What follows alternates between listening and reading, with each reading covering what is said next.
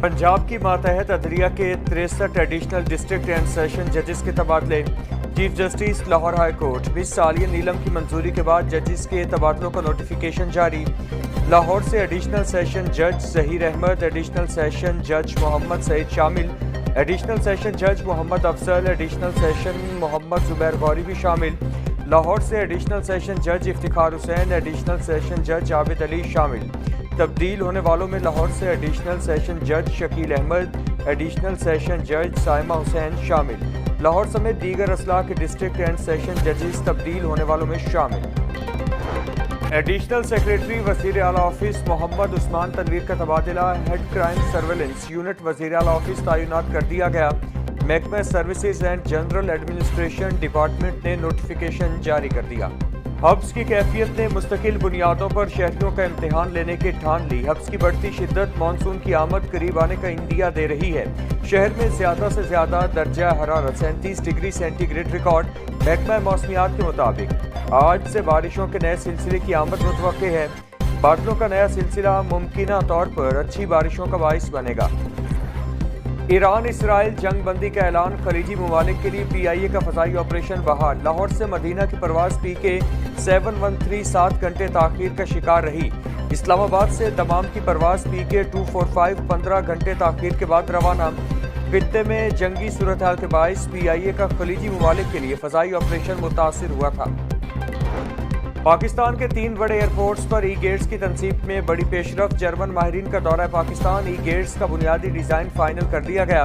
لاہور، کراچی اور اسلام آباد ایئرپورٹس پر ای گیٹ کی تنصیب ہوگی۔ پاکستان ایئرپورٹس اتھارٹی کے مطابق ای گیٹس تنصیب کے بعد مسافر خودکار نظام کے تحت برق رفتاری سے امیگریشن مراحل طے کر سکیں گے۔ صوبائی وزیر صنعت و تجارت چودھری شافع حسین سے disaster response services Pakistan and America کے CEO کی ملاقات۔ آرگنائزیشن کی پاکستان میں جاری مختلف پروجیکٹس پر بات چیت۔ صوبائی وزیر چودھری شافع حسین کا کہنا تھا کہ پنجاب میں سرمایہ کاری کے لیے انتہائی سازگار ماحول موجود ہے۔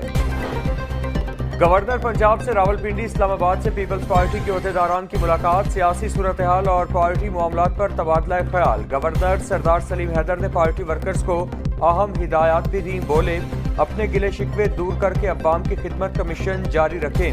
وہ وقت دور نہیں جب بلاول بھٹو عوامی مینڈیٹ سے وزیر اعظم بنیں گے۔ سی پیک کے تحت پاکستان میں انفراسٹرکچر، شپنگ اور دیگر معاملات بہتر ہوئے۔ پاکستان میں انرجی کی لاگت 16 سینٹ سے 9 سینٹ ہوئی۔ سابق وفاقی وزیر پیٹرن ان چیف ڈاکٹر گوہر اعجاز کا خطاب، کہا وقت کا تقاضا ہے چین کے ساتھ مل کر پاکستانی ایکسپورٹ کو نئی بلندیوں پر لے جائیں۔ پاکستان کے پاس خطے میں سب سے سستی افرادی قوت ہے۔ پاکستان اور چین جوائنٹ وینچر کے ذریعے اگلے 5 سالوں میں $100 بلین کی ایکسپورٹ شیئر کریں۔ چیف جسٹس پاکستان جسٹس یحییٰ آفریدی کے اعزاز میں لاہور ہائی کورٹ میں چائے کا اہتمام۔ سپریم کورٹ کے جسٹس شکیل احمد اور جسٹس اشتیاق ابراہیم کی بھی شرکت۔ Chief justice Lahore high court justice Aalia Neelum نے چیف جسٹس پاکستان کا استقبال کیا۔ لاہور ہائی کورٹ کے تمام ججز نے تقریب میں شرکت کی۔ اور اوور بلنگ کی شکایات کا معاملہ، لیسکو انتظامیہ کی غلط میٹر ریڈنگ کی شکایات ختم کرنے کے لیے اقدام۔ صارفین اپنے میٹر کی ریڈنگ اب خود لے سکیں گے۔ لیسکو کی جانب سے اپنا میٹر اپنی ریڈنگ اپلیکیشن متعارف کروائی جائے گی۔ چند ہفتوں میں اپلیکیشن کا باقاعدہ سرگودھا سے عزیز الرحمان بوڑانہ کی رپورٹ کے مطابق سرگودھا کے ڈاکٹر فیصل مسعود ہسپتال میں اپنی نوعیت کے پہلے برن سمپوزیم کا انعقاد۔ ماہرین نے جھلسنے کے حوالے سے جدید علاج اور احتیاطی تدابیر کے حوالے سے آگاہی فراہم کی۔ سمپوزیم کے اختتام پر واقع کا انعقاد بھی کیا گیا۔ سرگودھا کے ڈاکٹر فیصل مسعود ٹیچنگ ہسپتال میں اپنی نوعیت کے پہلے برن سمپوزیم کا کامیاب انعقاد کیا گیا، جس میں جھلسنے سے متاثرہ افراد کی بروقت دیکھ بھال، ابتدائی طبی امداد اور جدید علاج کے طریقوں پر تفصیلی روشنی ڈالی گئی۔ سمپوزیم میں ہسپتال کے مختلف شعبہ جات سے ڈاکٹروں، نرسنگ سٹاف، پیرامیڈیکل عملے اور میڈیکل طلباء نے شرکت کی۔ ماہرین کی جانب سے برن کے مریضوں کو فوری فرسٹ ایڈ فراہم کرنے، جھلسنے کی اقسام کی پہچان، برن سکورنگ، انفیکشن سے بچاؤ اور جدید ڈریسنگ تکنیکوں پر عملی تربیت دی گئی۔ اس موقع پر ماہرین کا کہنا تھا کہ برن کے مریض نہ صرف جسمانی بلکہ ذہنی طور پر بھی شدید متاثر ہوتے ہیں، اس لیے ان کی مکمل بحالی کے لیے ابتدائی 24 گھنٹے نہایت اہم ہوتے ہیں۔ ایسے میں ہسپتال میں برن یونٹ کی اہمیت بڑھتی جا رہی ہے اور سٹاف کو مسلسل تربیت دینا وقت کی اہم ضرورت ہے۔ सिंपोजियम के इख्तिताम पर आगाही वाक का भी एहतमाम किया गया, जो DHQ हस्पताल के मरकजी गेट से शुरू होकर मुख्तलिफ शुबों से गुजरती हुई वापस मरकजी दरवाजे पर इख्तिताम पजीर हुई।